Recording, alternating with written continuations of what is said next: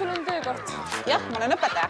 Okei. Kas sa õpetad midagi seoses ehitusega? Ei. Kas sa õpetad midagi seoses majade ehitusega? Kas see võib olla seotud siseviimistlusega? Ei. Kas see on seotud sõidukitega? Ei. No nüüd said minul mõtted otsa. Kas see on seotud üldse, siseviimistlus ei olnud? Ei. Kas see on seotud kuidagi puiduga? Otseselt mitte, aga põhimõtteliselt kaudselt saab nagu kõike kasutada.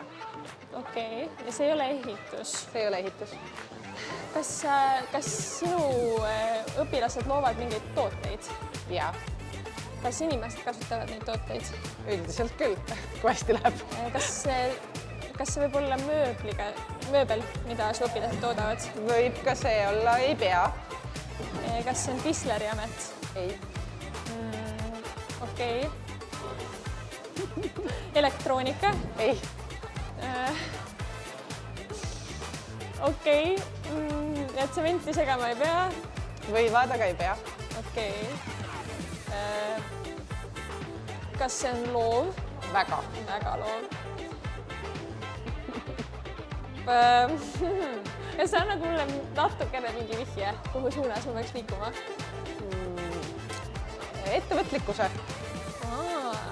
Okei. Kas sa juhendad tudengi ettevõtteid? Jah, õpilasfirmad. Õpilasfirmasid? Just. Ja see ongi vastus? Jah, õpilasfirmade aine. Täiesti ise mõtlesin praegu välja. Väga lahe, aitäh!